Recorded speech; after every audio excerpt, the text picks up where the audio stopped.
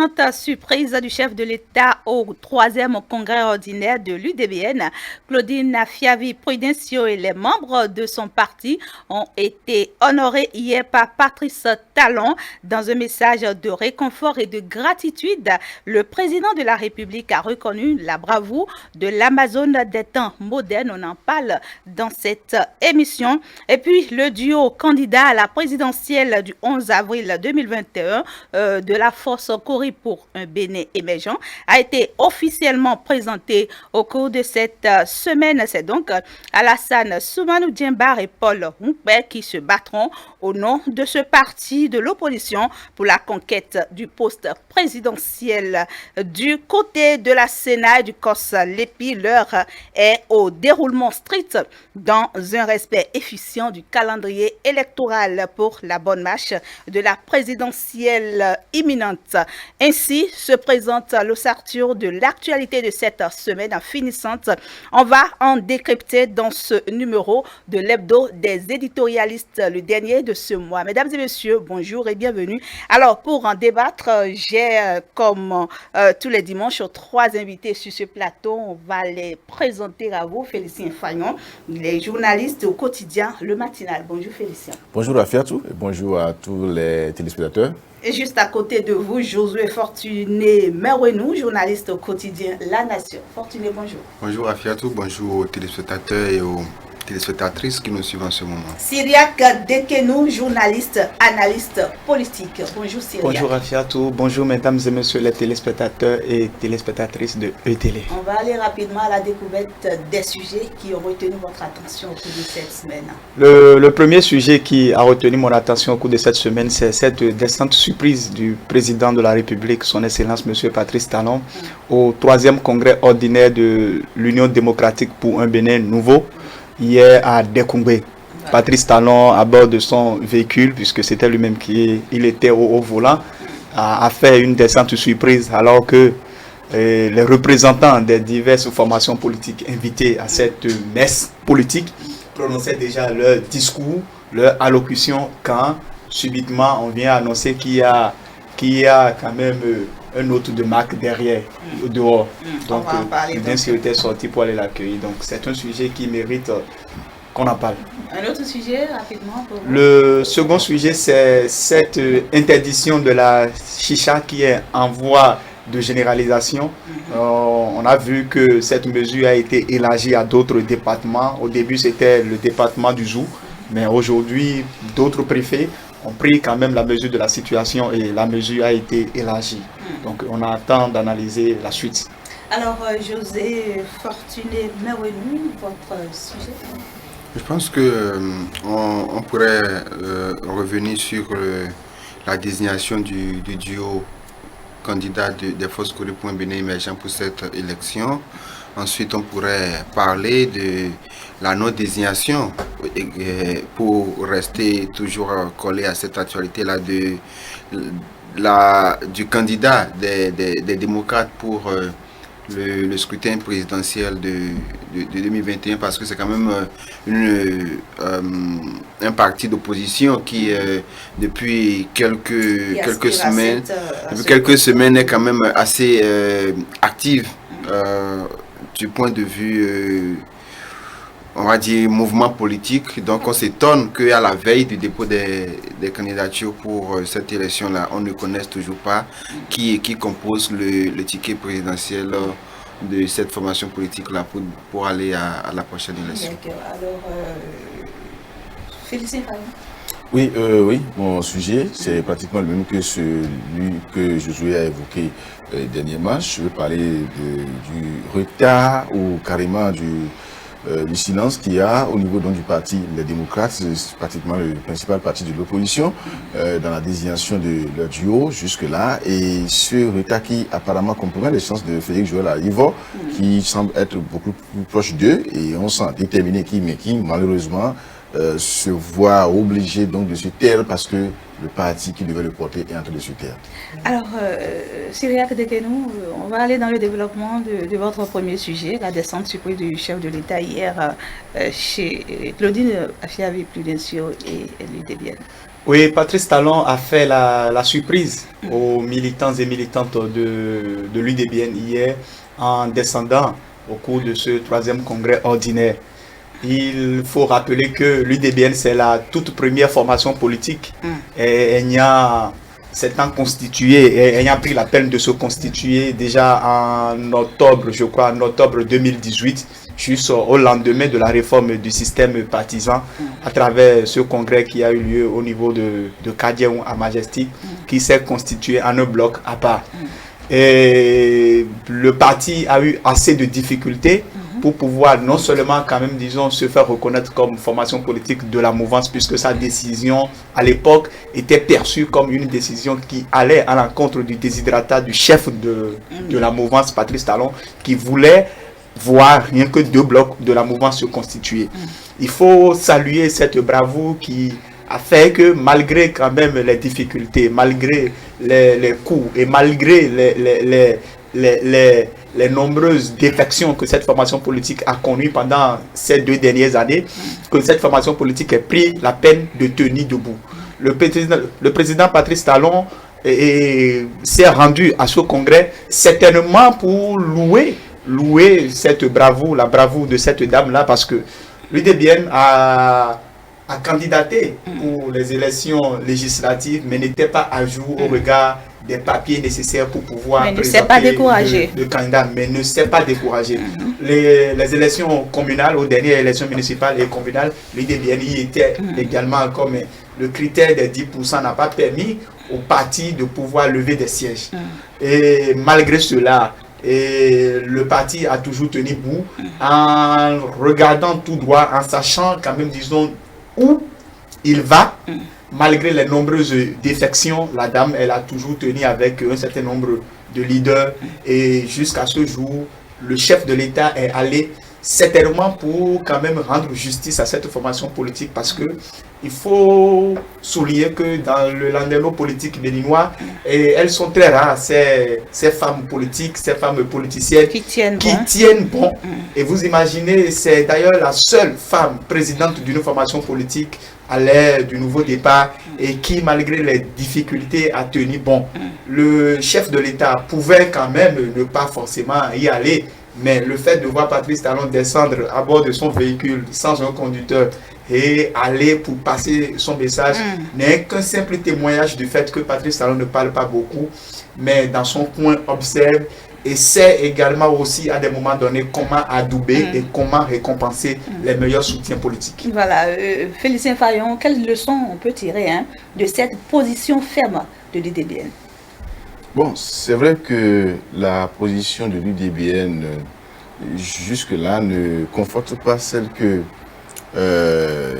l'on aurait voulu, parce qu'aujourd'hui, il n'est plus trop bien séant d'entendre parler d'un parti politique qui n'a que leader une seule personne. C'est-à-dire que qu'on dise aujourd'hui UDBN et qu'on voit en même temps Claudine Prudentiaux. C'est vrai que le leadership se construit autour d'une personne, mais je pense que c'est ça qui a tué les partis politiques, les anciens partis politiques. C'est ça qui a fait que ces partis-là n'ont pas évolué en réalité. Et c'est pour cela que les acteurs politiques du Bénin ont décidé d'aller vers les grands regroupements. Bon, elle n'a pas voulu, elle, en tout cas, elle n'a pas voulu, elle a voulu maintenir quand même son réseau à elle. Parce que quand on peut l'Union progressiste aujourd'hui, je ne pense pas que quelqu'un puisse dire que c'est pour Bruno Amoussou, c'est pas possible. On ne dira pas que le bloc républicain est pour Abdoulaye Biotchane. On ne dira pas ça aujourd'hui. Et quand vous prenez même FCBE, on ne peut pas dire que c'est pour mon père. Vous voyez, c'est pour ça qu'il y a même tiraillement, Yarou et autres, parce que ce n'est pas pour une seule personne. Donc, Claudine Prudentiaux a voulu donc maintenir l'UDBN. C'est peut-être les raisons de ces différents échecs aux élections que nous avons connues après les réformes. Quand je dis échecs, c'est-à-dire les échecs en matière de participation et la non-obtention du pourcentage qu'il faut pour avoir des sièges, tout ça, il y a eu ça. Donc, la décision de l'État, c'est bon, ça vient peut-être rehausser le moral des militants qui sont là, parce que vous êtes là depuis 2018. Et vous n'évoluez pratiquement pas, vous n'avez même pas un conseil municipal, un conseil communal, c'est décourageant en réalité. Mais le chef d'État qui descend et qui vient leur doper le moral, je pense que ça peut peut-être faire en sorte que d'autres vont dire, bon, mais c'est ça, alors on n'a peut-être pas tort de militer au sein de ce parti, nous allons continuer, on va continuer pour voir si demain sera meilleur. Mais il ne faut pas oublier aussi que nous sommes à la veille des élections présidentielles. Le chef d'État aussi se doit de faire une opération de charme. Parce que là, maintenant, les partis sont en train de désigner leur candidat, les partis soutiennent leur candidat. C'est vrai, l'UDBN le soutient activement. Oui, mais vous savez, au sein de l'UDBN, il y a des militants. Si des militants disent depuis 2 ans, 3 ans, on soutient le chef d'État, on le soutient, on ne le voit pas. Jamais. Donc, il était quand même important pour le chef d'État de descendre pour leur dire, vous êtes avec moi, vous ne vous êtes pas trompé, votre président a raison. Donc, c'est aussi ça. Donc, il ne faut pas aussi ignorer cet aspect-là de la chose. Une visite méritée, dirions-nous, avec des messages réconfortants. N'est-ce pas, Josué Fortuné? Visite méritée, je pense que c'est trop dit de mon point de vue. Je ne vois pas à quel niveau pourrait se situer le mérite. Le seul mérite qu'on pourrait véritablement reconnaître aujourd'hui à un parti comme l'UDBN, c'est le fait de tenir régulièrement les assises du parti. De manière, vous constatez que c'est un parti, comme le disait Félicien tout à l'heure, qui n'a pas d'élu, qui n'a pas de personnalité forte, qui n'a pas grand-chose, à part peut-être la présidente qui est un ancien député ou un ancien ministre. À part ça, l'UDBN n'a pas véritablement de grands leaders, mais c'est un parti qui s'arrange pour tenir de manière régulière les assises statutaires. Je pense que ça, c'est un mérite qu'il faut mettre à l'actif de l'UDBN. Mais alors, au-delà de ça, pour ce qui concerne la visite du chef de l'État, je ne vois pas en quoi c'est un mérite. Parce que vous savez que c'est un parti qui soutient les actions du chef de l'État depuis quand même un bon moment. Et ce n'est pas la première fois que le chef de l'État, on voit le chef de l'État sur une activité politique d'un parti qui soutient son action. Je pense qu'il y a quelques semaines, on a déjà vu comme ça participer rapidement au conseil, si je ne me trompe, au Conseil national du bloc républicain, si mes souvenirs sont bons. Donc, voilà. Alors, en plus, maintenant, nous sommes à la veille du dépôt des candidatures pour l'élection présidentielle. Nous sommes en pleine période de pré-campagne. Donc, un candidat qui va à une élection présidentielle, ce n'est pas comme une élection législative ou comme une élection municipale. Toutes les voix comptent pour une élection présidentielle. Tous les suffrages comptent. Donc, un parti comme l'UDBN qui se réclame soutien du chef de l'État, je pense que le chef de l'État a quand même rendu de la meilleure des manières à l'UDBN son soutien en allant à ce congrès-là, alors qu'il n'y était pas du tout attendu, alors que durant tout son mandat, on n'a pas vraiment noté une affinité entre ce parti-là et l'action politique du chef de l'État. Bien au contraire, lorsqu'il a été demandé aux formations politiques de se ranger pour constituer des ensembles très forts, l'UDBN a préféré faire cavalier seul et s'est démarqué de cette logique-là. Donc pour moi, il n'y a pas un mérite. Le mérite plutôt, c'est le déplacement du chef de l'État à cette activité politique-là de l'UDBN. Je pense qu'aujourd'hui, c'est le chef de l'État qui est allé,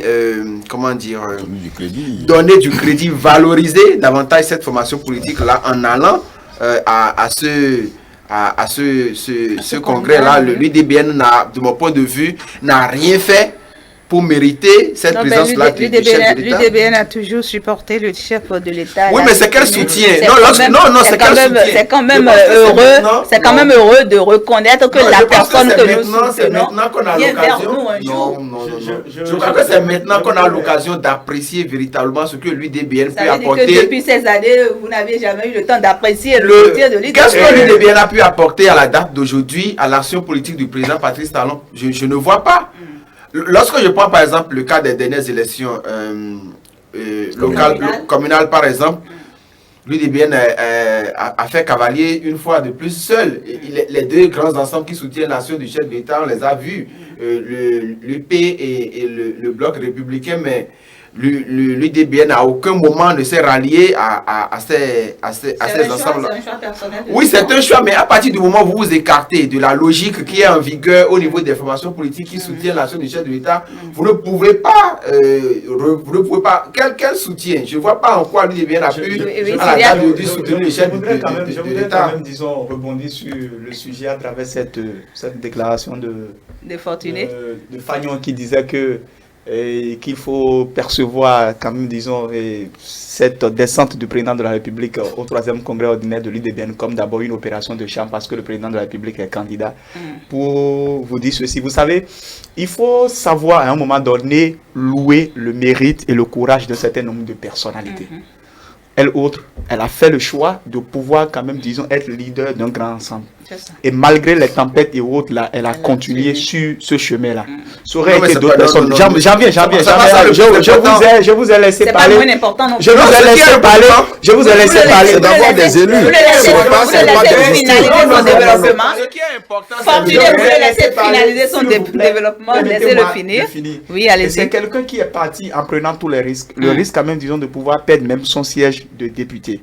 L'autre aspect de la chose qu'il faudrait souligner, c'est qu'il ne faut pas perdre de vue que ces grands ensembles qui existent aujourd'hui, que ce soit l'UP ou BR, ce sont des formations politiques qui, d'une certaine façon, ont bénéficié même du soutien financier du président de la République. Vous en avez les Et je preuves. ne crois pas que ça soit forcément le cas au niveau de l'UDBN. Lorsque vous avez une femme, et c'est surtout ça la différence, au regard quand même, disons, de la pagaille qui caractérise même, disons, certains de ces grands ensembles qui se sont constitués Constitués en bloc. au sein duquel, bien que l'on parle de démocratie, il y a quand même certains acteurs dont la gestion pose toujours problème.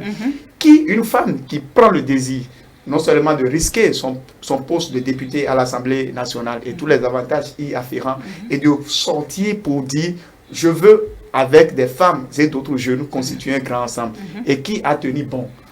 Il faut également aussi revenir ce n'est sur pas un Non, fait. non, je pense que Il j'ai... faut également aussi revenir sur un fait. Ce n'est pas suffisant. Il faut également aussi revenir sur un fait. C'est le fait que il y a beaucoup d'acteurs politiques qui, à l'image d'elle, ne peuvent pas prendre le pari d'aller seuls. Vous voyez, même s'ils sont nombreux, même s'ils sont nombreux, même s'ils sont nombreux, même s'ils sont nombreux et que dans un passé, naguère, pouvaient se gargariser d'être quand même, disons, des leaders affirmés dans leur localité. Combien sont-ils et qui peuvent tenir autant que cette dame-là? Ah non, Elle n'a bénéficié absolument de rien. Elle n'a bénéficié. Elle n'a bénéficié. Non, moi je... Écoutez, vous elle n'a bénéficié absolument. Elle n'a bénéficié Donc c'est FCB qui a bénéficié des choses. Pas de grandes choses, autant que cette formation. Je peux peut-être... Mais vous n'avez pas parlé seul jusqu'à la fin de l'émission. Vous avez oublié souvent. Nous, on va vous arrêter pour le moment, oui. Un dernier mot par rapport à ce sujet. On va passer à un autre sujet. Il ne faut pas se leurrer. Nous ne sommes pas dans une école maternelle ou dans un centre social. L'activité politique, c'est un choix, c'est une option. Et il n'y a pas de mérite à reconnaître particulièrement à quelqu'un parce que la personne a choisi de faire cavalier sur parce que la personne est à la tête d'un parti politique. Je pense que ça, c'est des débats dans lesquels on va... Ça n'a aucun sens. Et par rapport à ce dont vous parlez, quel est bénéficier du soutien? Moi, je ne suis pas membre de l'UDBN. Je ne sais pas ce qui se passe. Je ne sais pas à quel moment l'UDBN a pu bénéficier du soutien, on n'a pas pu bénéficier de soutien financier. Ce n'est pas ce qui est important. Ce qui est important de mon point de vue aujourd'hui, est-ce que l'UDBN, pris comme tel, de manière sérieuse, est-ce qu'on peut voir l'UDBN comme un parti qui a de la représentativité du nord au sud du Bénin? Ce n'est pas évident. C'est un parti national en tout cas. Oui, C'est mais- un parti qui a satisfait... Non, national. soyons sérieux dans nos analyses. C'est un parti qui a satisfait aux exigences légales faites pour être reconnu une formation politique au Bénin. Mais je dis, sur le terrain de la pratique et de la réalité, c'est une formation politique qui ne peut pas revendiquer d'abord un fief. Je vais d'abord de l'arrondissement de Godomé. je vais d'abord, même dans l'arrondissement de Godomé. Mais on a un parti, l'action d'un parti politique s'apprécie. L'action d'un parti politique s'apprécie par rapport à ce qui sort des unes. Est-ce que même lorsqu'on dit que l'UDBN a pour fief principal l'arrondissement, un parti politique national à qui on assimile qu'un seul arrondissement, nous avons 77 communes dans le pays, s'il vous plaît. 546 arrondissements. D'accord, on lui assimile un seul arrondissement. Lorsque vous prenez les résultats des dernières élections locales de surcroît, dans cet arrondissement-là, vous voyez à quelle enseigne le parti dont il est question est logé. Donc à partir de ce moment-là, pour moi... C'est là où les congrès se tiennent chaque fois, les assises là. C'est pratiquement à Godomé. Ce qu'il faut peut-être retenir, c'est que l'UDBN a choisi... J'ai dit tout à l'heure que le mérite de cette formation politique-là, c'est de tenir régulièrement les assises statutaires. Au-delà de ça, On va passer à un autre sujet. Le chef de l'État a fait une descente bien appréciée. C'est en l'honneur de Claudine Prudencio et de toute l'Union. Ce n'est pas faux. On va aller au sujet de Félicien Fayon, le duo de la présidentielle pour le camp des opposants durant la CBE a été présenté au cours de la semaine. Paul Roumpé, Djemba pour le compte de la FCBE? Oui, c'est un sujet que je partage avec Josué. Je pense que c'est un duo qui, à mon avis, pourrait faire très, très, très mal parce que je ne sais pas qui a conseillé la FCBE. C'est vrai que ça paraît un peu peut-être comique. Les gens vont dire, voilà, c'est des gens qui font de la comédie parce qu'en fait, au niveau du parti, ils s'entendent pas du tout. On ne sait pas comment est-ce qu'ils sont arrivés à désigner ce duo-là. Mais quand moi, je vois la configuration politique d'abord du parti lui-même et vous voyez un peu aujourd'hui un Djemba qu'on connaît à Djougou. D'accord, qui, par le passé, avait quand même été populaire, très populaire à Djougou. Je ne peux pas dire maintenant qu'il n'est plus populaire aujourd'hui parce que depuis lors, il n'a plus participé aux élections. Et donc, on ne peut pas dire qu'il n'est plus populaire. Alors, un Djemba, candidat à la présidentielle. Candidat, c'est lui-même le candidat officiel à la présidentielle. Et vous venez à Bopa où, oui, quoi qu'on dise, a quand même pu se faire élire conseiller récemment dans son Bopa. Ça veut dire qu'il n'est pas aussi impopulaire non plus. Et donc, ceux-là qui constituent un duo. Et quand on se rend compte que, par un coup, aujourd'hui, il y a une partie du FCBE là, et qu'à Kandi, il y a un FCBE qui a même un maire, et que dans d'autres localités, il y a un maire là, et il y a des maires, des élus qui sont un peu partout dans le pays, je pense que ce duo pourrait nous surprendre. Pas forcément en battant Patrice Talon, mais ce n'est pas exclu. Mais je pense qu'il ne faut pas négliger ce duo-là. Ils ont fait un très bon choix, un choix très, très, très, très, très bien calculé, qui aujourd'hui, si les démocrates arrivaient même eux-mêmes à désigner leur duo, s'ils ne savent pas faire, FCBE leur tiendra toujours la tête. Et ce choix qui n'a pas été apprécié par Yarou, il s'est prononcé déjà au lendemain, disant que ce choix n'est pas le choix du bureau exécutif national.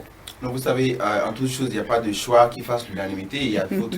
En fait, c'est d'ailleurs les contestations qui crédibilisent un choix. C'est parce qu'aujourd'hui, il y en a qui respectent au niveau des forces Corée pour un Bénin émergent. C'est ça qui conforte davantage la désignation de ces deux candidats-là. Mais lorsque vous observez bien, la désignation notamment du candidat présidentiel des forces Corée pour un Bénin émergent, observez les personnalités que vous avez aujourd'hui au niveau de FCBE. Personne n'a l'étoffe de M. Djemba. Il est ancien ministre d'État. Il est ancien député. Il est ancien ministre. Il est quoi encore? Donc, combien parmi les personnalités ou les acteurs que vous avez aujourd'hui au niveau des forces Corée, combien d'anciens ministres d'État vous avez? Je n'en vois pas. Donc, en termes de parcours politique, par exemple, c'est une personnalité qui, de mon point de vue, à ne pas ignorer. Et n'oublie, à côté de ça, observez un peu le dernier score des forces Corée pour un Bénin émergent aux dernières élections. Et je vous ai dit tout à l'heure que nous allons à une élection présidentielle. Toutes les voix comptent. Toutes les voix comptent. Donc, vous avez un parti qui a choisi son président dans la partie septentrionale du pays et est venu choisir le vice-président dans la partie méridionale. Donc, tout ça, c'est calculé. Et je dis, ceux qui contestent ce choix-là au niveau de la FCBE, au niveau du bureau politique et tout, ont leur raison. Ils doivent avoir leur raison. Mais toujours est-il que je ne voyais pas vraiment. On peut peut-être faire le débat par rapport au choix du vice-président candidat parce que ce n'est pas une personnalité politique forte. C'est bien vrai qu'aujourd'hui, le secrétaire exécutif, le secrétaire national. Il a été ancien ministre aussi. Oui, il a été ancien ministre, mais avec quelle étoffe? Excusez-moi du peu, mais Paul Hongoué, c'est un inconnu au bataillon. Au plan politique, s'il faut dire correctement les choses, il a été accidentellement ministre, je le dis comme ça. C'est vous qui le dites, hein? Je le dis comme ça. Il a été accidentellement ministre parce que de toute façon, il a été ministre. Il est leader dans sa localité. Il est leader par rapport à quoi? Il est leader politique. Oui, par rapport à quoi? Il est leader par rapport à quoi? Vous appréciez son leadership politique par rapport à quoi? Moi, je ne le vois pas. Non. Vous auriez souhaité qu'une autre personne seconde Djemba? Je ne suis pas membre des forces Corée pour un Bénin émergent. Donc, je ne décide pas. Je ne décide pas des choix. Mais j'analyse les têtes d'affiche qui ont été choisies. Et tout à l'heure, par rapport à M. Soumanou, j'ai dit qu'en termes de parcours politique au niveau des forces Corée pour un Bénin émergent, je n'en vois pas vraiment qui est l'étoffe de M. Soumanou. Et je dis ensuite que par rapport à la vice-présidence, il pourrait y avoir débat parce que je pense qu'il y a mieux. On pourrait choisir mieux. Surtout que n'oubliez pas que M. Paul Hongoué assure déjà la fonction du secrétaire exécutif national du parti. Alors pourquoi est-ce que il faut encore choisir quelqu'un qui a déjà la responsabilité de conduire tout au moins de manière administrative la troupe. Pourquoi c'est lui qu'il faut encore choisir? On pourrait donner peut-être la chance à un autre militant de faire cette expérience-là. Et c'est en ça, peut-être que ceux qui sont aujourd'hui en train de contester cette désignation-là ont peut-être raison. Paul Humper reconnaît quand même que le travail qu'il y a à battre n'est pas quand même un jeu d'enfant. Il a invité ses militants à plus de travail. C'est déjà bien que la FCBE, puisque c'est désormais la FCBE, la Force Kouri pour un Bénin émergent, ait pu désigner son duo candidat. Les difficultés et toute la cacophonie qu'il y a autour de cette désignation traduit malheureusement cette incapacité de Paul Humper et son manque d'étoffe pour pouvoir véritablement gérer cette formation politique qui, il faut l'avouer, dont la gestion lui échappe de temps en temps. La difficulté qu'il y a aujourd'hui surtout, c'est de pouvoir véritablement unir cette opposition-là. Unir cette opposition au niveau des FCE. Pourquoi? Parce que Paul Humper, qu'on le veuille ou pas, bon, d'une certaine façon, beaucoup le voient comme peut-être un parvenu sans forcément lui manquer de respect. Et on a connu tout ce qui s'est passé juste au lendemain des élections municipales et communales, liées surtout à la désignation de certains candidats pour pouvoir briguer le poste de maire dans certaines localités du Bénin. Là où nous sommes, la confrontation Paul Humper et Yahoo est une confrontation qui, d'une certaine façon, a bénéficié à un troisième larron. Le troisième larron, c'est Djemba. C'est Djemba. Pourquoi? Parce que l'unanimité était faite au regard des informations que nous avons reçues dès lors qu'un comité de désignation de candidature avait été mis sur pied autour de Théophile Yarou, bien avant qu'il y ait cette presque bagarre au niveau d'une de leurs réunions et que certains militants de la formation politique aient donné d'interviews au niveau de certains médias pour qu'on soit amené à les sanctionner. Et il faut aussi rappeler un fait, ceux qui ont été sanctionnés, ce sont des gens qui pour la plupart sont proches de Yarou. Donc d'une certaine façon, Yarou a été fragilisé. La leçon que Théophile Yarou également aussi doit tirer de cette affaire, c'est le fait que quand vous êtes en politique, du moment où vous n'avez pas encore ce que vous voulez, même si le monde entier crie que c'est vous qui méritez cela, vous n'avez pas encore à main, il faudrait véritablement savoir raison garder. Aujourd'hui, quelle chance pour les Forces Kouri pour un Bénin émergent? La chance pour les Forces Kouri pour un Bénin émergent, c'est vrai, elle est encore intacte si aujourd'hui les démocrates ne vont pas à l'élection présidentielle. Mais dès lors que les démocrates seront à l'élection présidentielle, soyons sûrs et certains que vraiment cela va diminuer davantage les chances de FCBE. J'aimerais finir pour souligner un fait. Vous allez voir que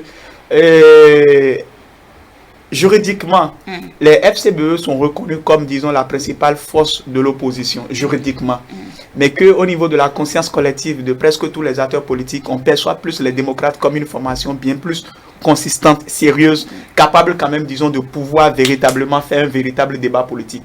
Donc aujourd'hui, j'attends également aussi de voir quel est le projet de société de Djemba, qui, il faut l'avouer aussi, est presque déjà à la retraite politique, mais qui a été réveillé pour pouvoir peut-être sauver une maison qui est en ruine. Donc nous attendons de voir ce que cela va donner dans les prochains jours. Félicien Fayon, les démocrates, où est-ce qu'ils en sont? Oh, je ne suis pas membre du parti Les Démocrates, mais je constate simplement que les démocrates n'ont pas encore eu, nous n'avons pas encore eu vent, d'accord, du duo devant donc représenter le parti Les Démocrates pour les élections d'avril prochain. Nous avons vu des noms circuler et on continue d'en voir d'ailleurs. Il y a Frédéric Joël à Ivor et on aurait appris que le parti pourrait donc le porter. Il y a également Moïse Kérékou et ça communique beaucoup, mais il y a encore, j'en ai vu encore, j'ai lu, chaque fois on dit que ouais, il va être candidat et des gens ont essayé ou bien ont tenté encore, je ne sais pas si c'est vrai, de dire hier encore que il y a Rekiat Madougou également qui serait dans le même jeu, mais jusque là on ne voit pas encore se dessiner véritablement le duo, d'accord, qui doit donc représenter les partis, les démocrates, parce que moi j'apprends des proches de ce parti que il pourrait ne pas participer aux élections. Je ne sais pas encore pourquoi, mais lorsque je me réfère à la dernière intervention de Frédéric Joël à Ivor sur Golf Télévision, et qui disait que pour eux, c'est que 11 avril n'est pas la date idéale pour aller aux élections, parce que pour eux, c'est que 5-6 avril, c'est autre chose carrément, parce qu'ils considèrent toujours l'ancienne constitution qui n'est plus en vigueur.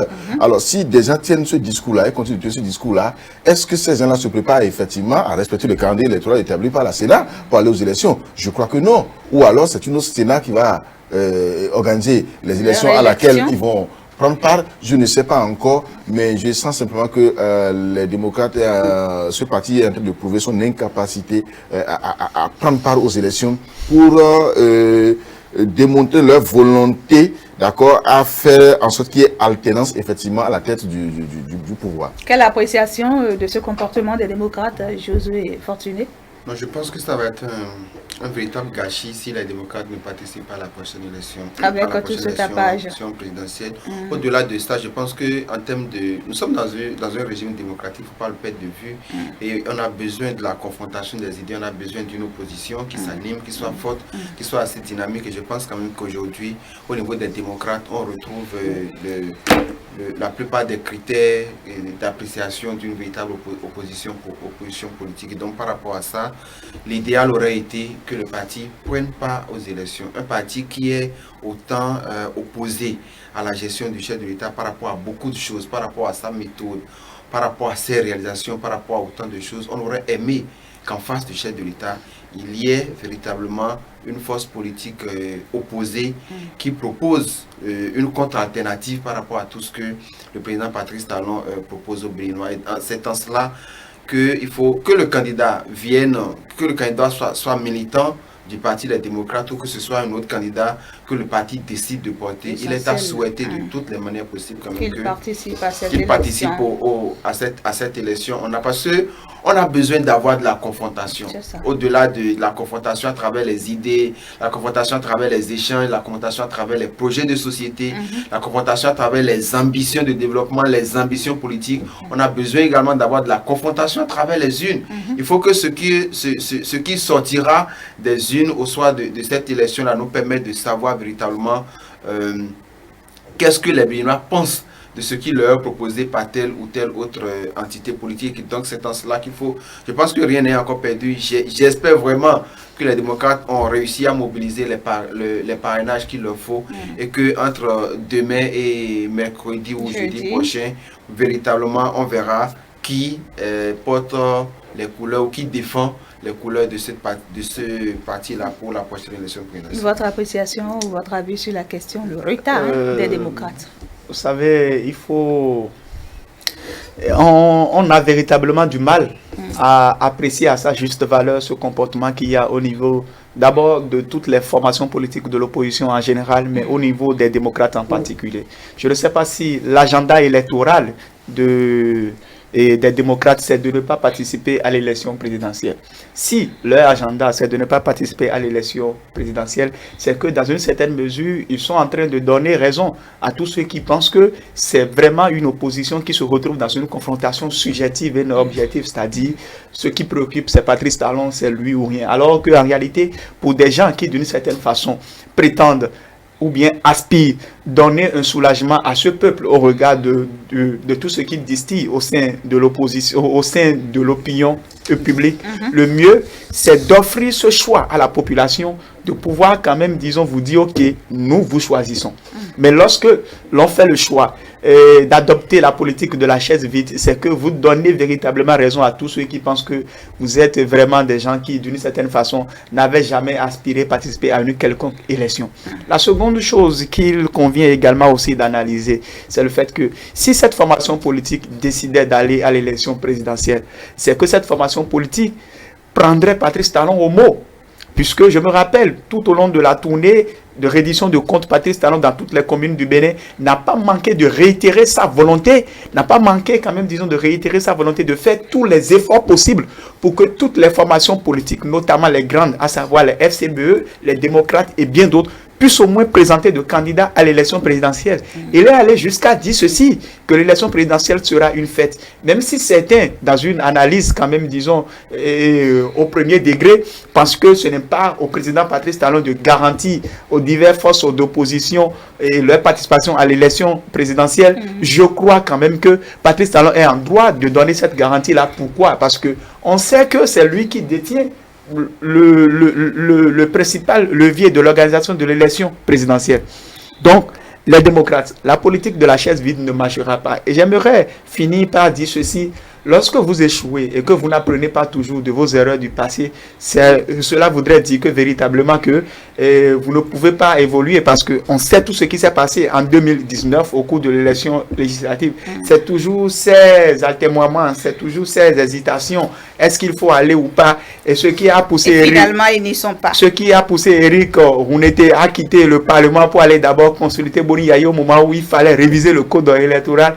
Bon, et puis l'assise, elle a été levée. Donc, le mieux aujourd'hui, c'est d'y participer. Il n'y a pas que les démocrates, il y a également Emmanuel Yannick Doussou qui a dit qu'il est candidat, il l'a fait officiellement. Il y a également le MPL de Sabi Sirako Regone et le FCDB, n'est-ce pas, de Soumanou. Alors, on ne les entend plus, on ne les voit plus. Oui, ce n'est pas une élection de liste, et ce n'est pas une élection qui fait obligation. Ce sont des partis. Oui, mais il n'est pas fait obligation aux partis politiques de présenter des candidats. Aucune obligation n'est faite aux partis politiques de présenter des candidats. Et même les candidats ne sont même pas obligés d'appartenir à un parti politique. Ils n'en sont du tout pas obligés. Nous parlons des démocrates parce qu'eux-mêmes ils l'ont chanté. Ils ont dit qu'ils veulent aller aux élections parce qu'ils veulent prendre le pouvoir, ce qui est normal. C'est pourquoi nous parlons de le MPL. Mais le MPL, c'est... j'ai vu un peu, il a exprimé sa désolation récemment parce qu'il y a eu la constitution d'un front qui l'a exclu pratiquement. C'est-à-dire qu'au sein même de l'opposition, il n'y a pas d'entente. Et donc, au lieu même de regarder Patrice Talon, lui, il regarde désormais le front. Il est maintenant en confrontation avec le front. Et donc, il ne s'entend pas avec le front. Donc, seul, est-ce qu'il peut avoir un candidat? Je ne pense pas que ce soit forcément possible. Et restera l'espoir et plusieurs autres partis, ce n'est pas faux. Vous avez vu, l'UDBN, le PRD, ils n'ont pas pu planter de candidat. Ce n'est pas une obligation pour eux. Mais ils peuvent soutenir. Donc, c'est aussi possible que le FCDB, le MPL et tout ce que vous venez de citer est aussi possible que si l'opposition aujourd'hui arrivait à avoir d'autres candidats en dehors du duo Djemba, c'est possible que ces partis-là fassent des déclarations de soutien à l'endroit de ces autres candidats-là. Mais moi, je continue de dire qu'il serait souhaitable que la force politique que les démocrates constituent et le réclament partout, qu'on puisse quand même le constater dans les urnes le 11 avril prochain. Sinon, Joël Aïvo, qui a fait le tour du Bénin, pendant un an au moins, il a fait le tour. Il nous a démontré qu'il est populaire. Aujourd'hui, à cause d'une affaire de 45 jours, qui en réalité ne concerne que le peuple, ne regarde même pas, le peuple béninois ne calcule même pas. C'est à cause de ça. Cela va remettre ses chances en cause. Je pense que lui-même, il n'a qu'à prendre ses responsabilités. Parce que quand on parle de 45 jours, ma mère au village ne sait pas de quoi il s'agit en réalité. Lui, quand on va lui dire, demain on vote, elle ira voter et puis c'est tout. Et donc, si vous êtes populaire, je pense qu'il vaut mieux vous constituer, avoir les parrains qu'il faut et aller aux élections. De toute façon, nous avons les 4 prochains jours pour connaître véritablement qui seront les candidats pour cette élection présidentielle d'avril 2021. On va finir avec votre sujet sur la consommation de la chicha. Oui, le dernier sujet, ça concerne cette interdiction qui est en voie d'élargissement et je le souhaite en voie de généralisation, je le souhaite d'ailleurs, de la consommation de la chicha. Ça avait commencé par le département du Zou et je crois qu'on l'avait salué ici, cette décision du préfet Couton. Et aujourd'hui, nous avons remarqué que d'autres préfets, notamment le préfet de l'Ouémé, du Plateau, également, et du Borgou, également aussi, ont pris la même décision pour interdire la consommation de la chicha. Il faut savoir ceci, et c'est surtout en ça que nous devons éclairer ceux qui nous suivent. La consommation de la chicha, en réalité, la chicha en elle-même ne constitue pas le problème. Mais c'est tous les produits prohibés, tous les produits quand même, disons, interdits de consommation qui sont aujourd'hui utilisés et qui rentrent quand même, disons, en ligne de compte dans la consommation de cette chicha-là. Ce qu'il faut souligner, c'est le fait que ça a fait développer une nouvelle forme de tabagisme, vous voyez, au Bénin. Il ne faut pas également aussi perdre de vue que dans un rapport qui date de 2019, l'OMS avait déjà souligné la dangerosité de la chicha. La chicha, c'est les Iraniens qui l'utilisaient.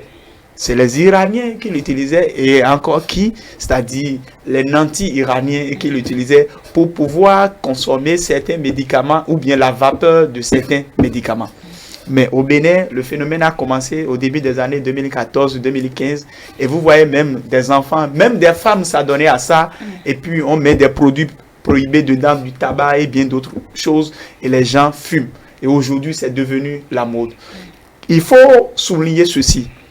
Nous, notre souhait, c'est que le gouvernement prenne ses responsabilités pour que l'interdiction soit élargie. La seconde chose, c'est que nous faisons face quand même, disons, à une grande démission des parents. Des parents, pourquoi? Aujourd'hui, nous avons en face la génération des parents, tout ce que mon enfant fait est bien.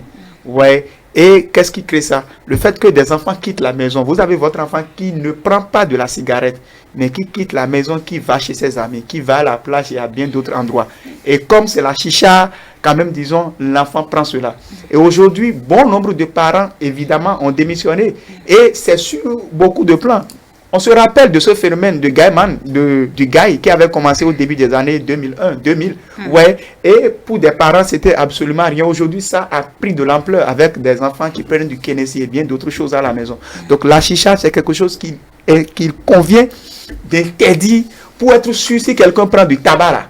On peut être sûr et savoir que oui, c'est telle chose que l'intéressé prend. Et que les parents également aussi prennent leurs responsabilités. Parce que la conséquence au niveau de cette démission des parents, c'est le fait que c'est le fait que vous avez aujourd'hui cette génération de parents qui, lorsqu'ils ont des garçons, la plupart des garçons deviennent du n'importe quoi, quand même, disons, des brigands ou autres. Ou bien c'est que lorsqu'ils ont des filles, la plupart des filles deviennent soit des prostituées ou bien c'est que des enfants qui vont attraper des grossesses et qui ramènent à la maison. Ce n'est pas automatique. Il faut que les parents prennent ce n'est pas automatique. C'est vrai qu'il y a une fuite de responsabilité au niveau des parents. Josué Fortuné Merouinou, excusez-moi. Est-ce qu'on ne va pas, oui, supprimer d'accord, mais la sensibilisation n'est-elle pas importante? Oui, je pense que c'est ce qui a manqué en fait dans cette décision soudaine que les préfets prennent en se copiant les uns les autres. C'est vrai qu'il faut interdire la chicha. On peut être unanime là-dessus au regard des conséquences que ça peut avoir surtout sur la jeunesse et au regard de la propension que la consommation prend dans notre société. Actuellement, vous constatez même que des gens qui ne sont même pas majeurs, ça donne à la consommation de la chicha. Il faut le faire. Mais je ne pense pas que la décision de l'interdit soit la meilleure option. Parce qu'on n'a pas sensibilisé. On n'a sensibilisé ni consommateurs, ni les promoteurs des espaces où on peut fumer de la chicha et tout. Parce que le revers de cette décision-là, c'est quoi? Si j'ai un espace de divertissement et que je crée un coin peut-être un peu caché dedans pour la consommation de la chicha, la décision a été prise par les préfets, c'est vrai, tout le monde applaudit la décision. Quel va être le suivi d'une décision comme celle-là? C'est la question qu'il faut se poser. Et les préfets qui aujourd'hui veulent qu'on les applaudisse parce qu'ils sont en train d'interdire la consommation de la chicha, c'est une bonne chose, certes, mais ils étaient où lorsque les promoteurs des bars et autres qui s'installaient sur le territoire, ils étaient où? Quels ont été les cahiers de charges qu'on a imposés à ces promoteurs-là avant de leur donner l'autorisation? Parce que c'est aussi ça. Et en temps normal, au niveau des établissements du genre, vous devez avoir un espace fumeur qui est connu, un espace non fumeur qui est connu. Aujourd'hui, combien de ces espaces-là ont un coin non fumeur? Il n'y en a que très peu. Donc, j'ai l'impression qu'on s'est réveillé subitement, ou peut-être parce que le mal a frappé autour de soi ou dans son voisinage immédiat. On s'est spontanément réveillé et on s'est dit il faut interdire la chicha. C'est pas exclu que peut-être en cours de semaine, encore 2 ou 3 autres préfets prennent la décision de photocopier ce que le préfet de Zoa fait pour dire on ne va plus consommer la chicha ici. Oui, c'est bien d'interdire, mais quel mécanisme on met en place pour faire le suivi? Félicien Fayon, votre appréciation sur cette décision? Il a épuisé pratiquement mes idées parce que cette décision-là que prennent les préfets n'a qu'un effet dissuasif. Parce que je ne vois pas le policier qui aura le temps de descendre dans les bars, de descendre dans les coins là pour vérifier, pour voir tous les jours, non seulement de descendre tous les jours pour pouvoir consommer. C'est comme par exemple les soirées sexy qui en réalité ont été interdites, mais qui se poursuivent dans des coins donnés, même dans Cotonou, un peu partout dans des villes de ce pays, alors que c'est interdit. L'effet dissuasif, c'est qu'aujourd'hui, vous n'allez plus voir quelqu'un s'exposer dans un bar en train de fumer de la chicha. Ça ne peut que s'arrêter là, mais ils vont se cacher pour le faire. Et donc, il faut mettre l'accent beaucoup plus sur la sensibilisation, sur le danger qu'il y a à consommer cela. Parce que quand les préfets prennent leurs décisions, ils se basent sur quelle disposition légale en réalité. Ils vont punir les gens en fonction de quelle disposition légale. Sur la consommation du tabac est interdite, il y a la cigarette qui circule, ce n'est pas interdit. C'est vrai qu'on met juste en bas que l'abus est très dangereux pour la santé, mais on n'a jamais interdit la consommation de la cigarette. Les gens fument de la cigarette dans le pays, c'est connu, il n'y a pas de problème pour ça. Et donc, il faut mettre l'accent sur la sensibilisation. Et moi, je sais, je ne voudrais dévoiler aucun secret, je sais que des choses se préparent dans certaines administrations pour que très bientôt la sensibilisation soit lancée. Et certainement qu'elle sera peut-être associée à la répression au niveau donc de ces bars qui continuent d'autoriser cela. Non, mais au-delà des bars, nous allons faire un dernier tour de table rapidement. Il y a des gens qui consomment la... Ce serait votre mot de fin, si vous voulez. D'accord, il n'y a pas de souci. Il y a quand même des gens qui consomment la chicha à domicile. À domicile chez eux. Donc, il y a de jeunes enfants aujourd'hui qui ont peut-être déjà acquis le matériel et qui fument la chicha chez eux. C'est en ça que le problème n'est pas réglé. Ailleurs, ce que les gens ont fait, c'est d'abord de faire en sorte que tout ce qui rentre dans tout ce qui compose le dispositif pour la consommation de produits ne rentre même plus dans le pays. On n'en est pas encore là aujourd'hui, ça pilule partout. Vous avez le matériel, si je puis dire ainsi, pour consommer la chicha. Presque tous les coins de rue, c'est disponible partout. Ça se vend un peu partout, c'est présent dans tous les bars. Donc, je pense que c'est une action qu'il faut... Excusez-moi, c'est une action qui va au-delà de ce qu'un préfet prenne une décision pour dire nous sommes en train d'interdire la consommation de la chicha. C'est bien de l'interdire, oui. Mais après, qu'est-ce qu'on fait pour que définitivement on puisse extirper notamment la jeunesse, les plus jeunes, de la consommation du produit? Je pense que c'est sur ce levier-là surtout qu'il faudra travailler. Votre mot de fin, Sylvia Kadekeno, non, je crois que au-delà de tout, notre rôle en tant que journaliste également aussi, c'est de sensibiliser. Et il faut surtout qu'on évite que notre interprétation ou bien notre appréciation du sujet tend peut-être à galvaniser ceux qui malheureusement s'adonnent à cela et perçoivent d'un mauvais œil cette décision des préfets. Il faut d'abord saluer cette décision des préfets et interpeller maintenant le gouvernement pour qu'il y ait quand même, disons, un acte officiel qui d'une certaine façon arrive pour corroborer quand même, disons, cette décision des préfets. Ce qu'il faut souligner, c'est le fait que les préfets, ce sont quand même, disons, les représentants de l'État au niveau décentralisé. Et là, je prends le contre-pied de Félicien qui se demandait si des policiers pourraient descendre. Non, mais écoutez, ils ont l'obligation. Et la gestion de l'État sous Patrice Talon, c'est le fait qu'aujourd'hui, il n'y a pas la banalisation d'une autorité ou bien d'une responsabilité. Le préfet... Quand vous dites ça, on ne peut pas être d'accord. On ne peut pas être d'accord avec ça. Il y a eu plusieurs... Le préfet a pris... On tend vers la fin de cette émission. On tend vers la fin de cette émission. Je pense que le préfet... Je pense que les préfets ont pris leur décision et tel que je l'ai dit, notre souhait c'est que le gouvernement au plus haut quand même, disons, encourage cette décision des préfets. Ce qu'il faut retenir, c'est le fait que les parents, que vous soyez à la maison ou pas, prenez vos responsabilités par rapport à vos enfants. Surveillez vos enfants. Votre mot de fin. Oh, ben, je voudrais féliciter l'UDBN pour son congrès, et surtout qui a connu la participation, sinon la visite-surprise du chef de l'État.